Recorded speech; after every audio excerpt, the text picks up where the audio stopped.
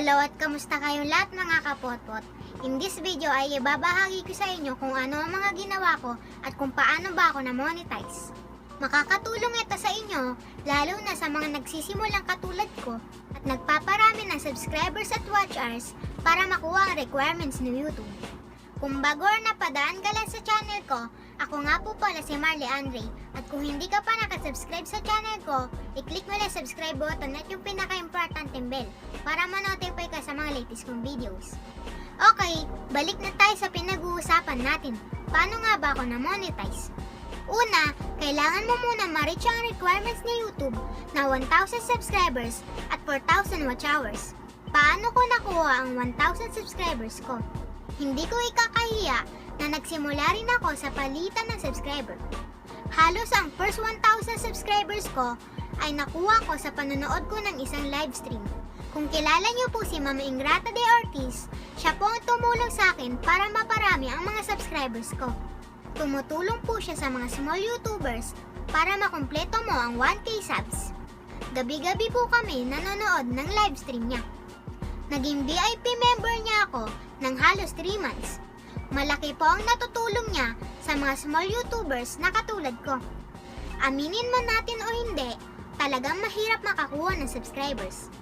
Lalo na kung hindi tayo kilala at nagsisimula pa lang. Kaya halos po lahat ay sumusubok sa ganyan. Para sa akin, walang masama sa pakikipagpalitan ng subscribe dahil dyan nabuo ang 1K subscribers ko. Pero ang napansin ko lang nung nagtagal na, hindi lahat sila ay nanonood sa channel ko. Sa madaling salita, palitan lang po talaga ng subscribe ang gusto nila. At hindi talaga sila manonood sa lahat ng video mo or magsusupport sa'yo. Kaya hininto ko na po ang pakikipagpalitan ng subscribe matapos ko makuha ang 1,000. At nag-focus na lang ako sa tuloy-tuloy na pag-upload ng mga videos para mandagdagan na rin ang watch hours ko kahit kaunti lang ang mga organic viewers ko. Paano ko naman nabuo ang 4,000 watch hours? Ginawa ko, madalas lang ako nag-upload ng mga video. Kahit kaunti lang ang mga nanonood sa akin, ay tuloy-tuloy pa rin ang pag-upload ko. Dahil kahit maliit man ang views ko, kung tuloy-tuloy man ang pag-upload ko, ay dumadami na ang watch hours kapag nagsama-sama na lahat. Mas maganda kung laging 10 minutes pataas ang video nyo. Para kung sakaling may 10 tao na tatapos ng video mo, ay meron ka na kagad na 100 minutes. Paano pa kung mas marami ang manonood sa'yo? Diba mas okay? Tuloy-tuloy ko lang ginawa yan ng ilang buwan. Hanggang sa nagkaroon ako ng mga videos na nag-viral.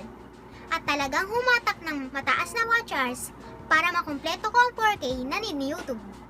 Nung nagkaroon ako ng mga viral videos, ay mabilis kong nakuha ang mga requirements ni YouTube ng isang buwan mahigit lang. At ang maganda pa sa nangyari sa channel ko ay nagkaroon ako ng mga organic na subscribers. Dahil sa mga nag-viral kong videos, halos araw-araw ay may dumadagdag sa akin na 50 pataas na bagong subscribers. Kaya nabuo ko naman ang 2K subs nitong mga nagdaang araw. Nakakatuwa dahil tuloy-tuloy pa rin ang pagdami niya hanggang sa ngayon. Kaya nung nag-email na sa akin si YouTube na na-reach ko na ang requirements, ay agad kami nag-apply for monetization. Tinapos ko muna ang una at pangalawang steps para sa Google AdSense. At naghintay kami ng mga ilang oras para sa step 3 na review ni YouTube para sa mga videos ko.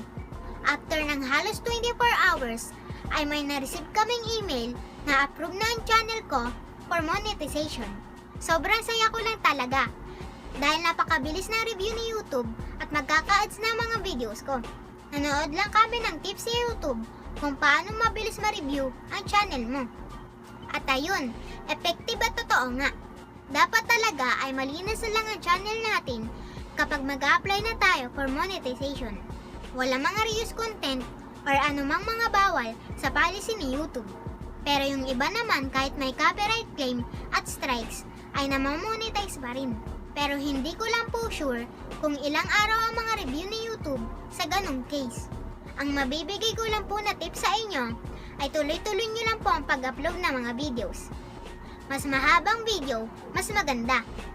Sumunod lang po kayo sa mga trending.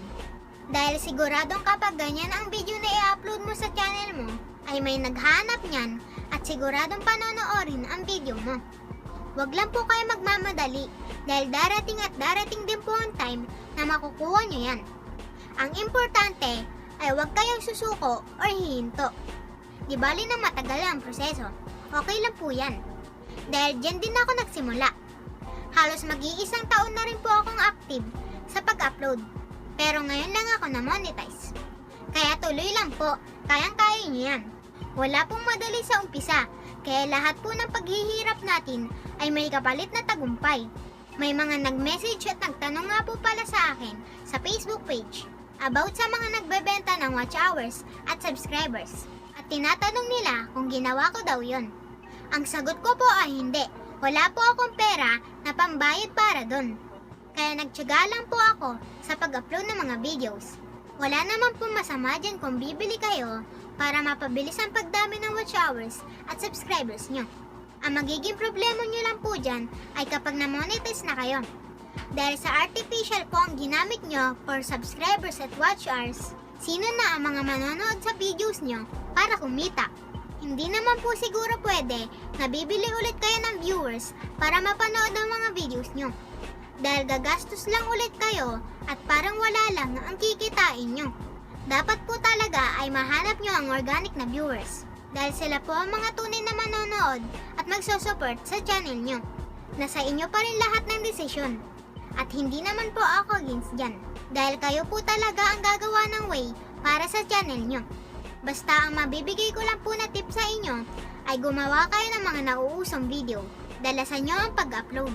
I-share nyo po sa mga social media accounts nyo ang mga videos nyo. At wag na wag po kayo susuko kahit kaunti lang mga nanonood sa inyo. Maniwala po kayo sa akin.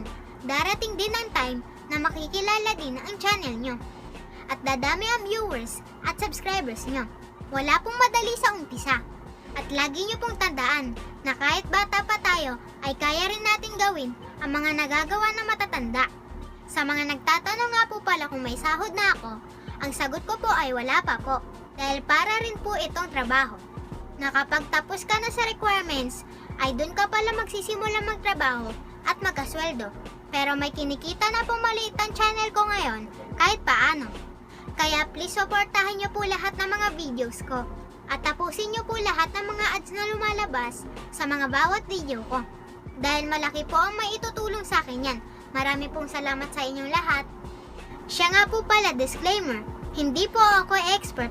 Lahat po ng sinabi ko at binahagi ko ay base lang po sa mga naranasan ko sa channel ko. Kaya sana po ay makatulong ang video na ito. Gusto ko nga po pala magpasalamat kay Tita Rod na nagbigay sa akin ito. Sa mga gusto mag-order, i-PM nyo lang po si Tita Rod sa page nila. Tita Rod, thank you po dito sa Choco Moist. Ingat po kayo palagi. Okay, dahil may mga pila ulit tayo ng pa-plug yung channel, tara, shoutout moment muna tayo ngayon. Mega shoutout kay It's An. Mega shoutout kay Denise Masungsong. Mega shoutout kay Emerson Saludes. Mega shoutout kay Wasp Gaming. Mega shoutout kay Kyle.stv. TV. Mega shoutout kay Jason Slowburn. Mega shoutout kay Charles Machu Monzano. Mega shoutout kay Tita Roseanne. Belated happy birthday po. Ingat po kayo palagi. Mega shoutout kay Kuya Sir Bore. Mega shoutout kay Anika Bartolome. Mega shoutout kay ZK and AC. Mega shoutout kay Glider Bernardo. Mega shoutout kay Angel Iway. Mega shoutout kay Jean Esther Salting. Mega shoutout kay Casey TV Vlogs. Mega shoutout kay Nicole Rivera. Mega shoutout kay May Alabastro. Mega shoutout kay It's Me Princess. Mega shoutout kay Kuya John Mendoza Channel. Mega shoutout kay Abigail TV.